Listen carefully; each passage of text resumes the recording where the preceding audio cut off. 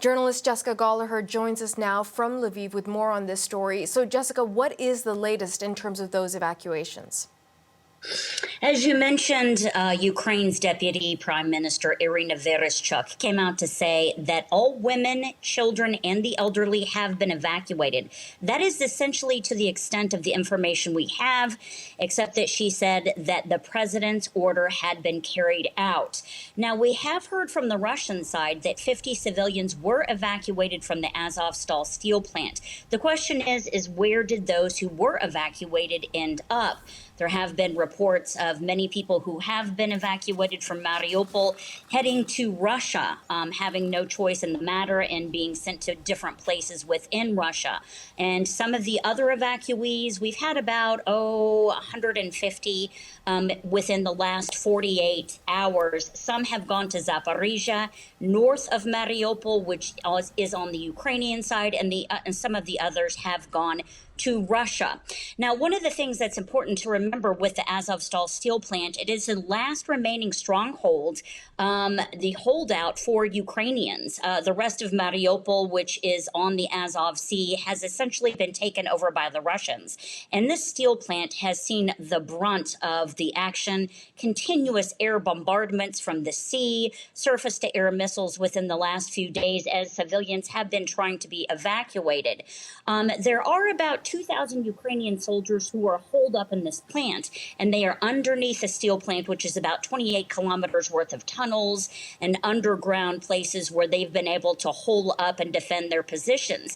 Now, Ukrainian President Volodymyr Zelensky, for the past couple of days, has been begging international aid agencies to help evacuate soldiers. They've refused to leave. Russia has given them an ultimatum, either surrender or die. Now there are many wounded soldiers, and Ukraine is attempting to get them evacuated. Another thing that's really important about Mariupol is that it would be the coup de grace for Russia if they were to take this corner, because essentially it is a land bridge from Crimea in the south to eastern Ukraine. And so it's right on the Azov Sea and near the Black Sea as well. So this would help with supply routes, eastern Ukraine also being next to Russia.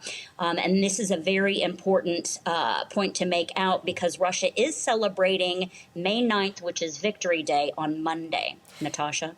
Okay, Jessica, let's dive into that a little bit more. With Victory Day, so-called Russia's annual celebration on May the 9th coming up, there are concerns that they're going to ramp up their actions in Ukraine. What are you hearing on that front? Ukrainian President Volodymyr Zelensky, he gives a nightly address to the nation to give what's happening in the war, what to expect.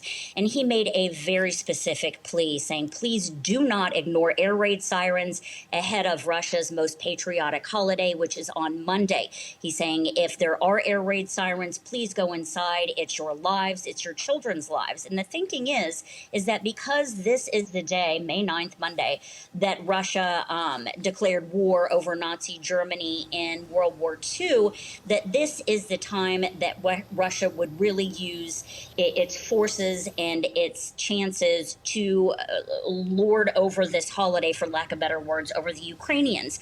And also with the situation in Mariupol, this would be seen as a big victory if Russia could take Mariupol. There have been an uptick in attacks and also air raid sirens where I am here in Lviv. We've had about 4 or 5 already today. It's evening time now, but that's definitely an uptick. And there also has been a lot more aerial bombardments throughout the country over the last 24 hours, hitting supply lines so that perhaps weapons and humanitarian aid that's coming from the western part of Ukraine into eastern Ukraine, where the activity and the war is now centered. Russia is trying to stop this. Also in eastern Ukraine, Kharkiv, which is the country's second largest city, it was the very first Soviet capital of Ukraine. There have been pushbacks from the Ukrainian side. So Ukraine is seeing advances there. They've also taken areas in the southern part of the country back from Russia. And Western Western analysts are saying that Russia is not making the progress that it would like in eastern Ukraine. We saw this also outside of Kiev, in the northeastern parts, and this is when they regrouped into the eastern part of the country. So there has been an uptick in attacks, and President Volodymyr Zelensky is warning residents and everyone who is here in Ukraine to please heed the air raid sirens and also observe curfews. Natasha? Jessica Gallagher reporting from Lviv. Thank you, Jessica.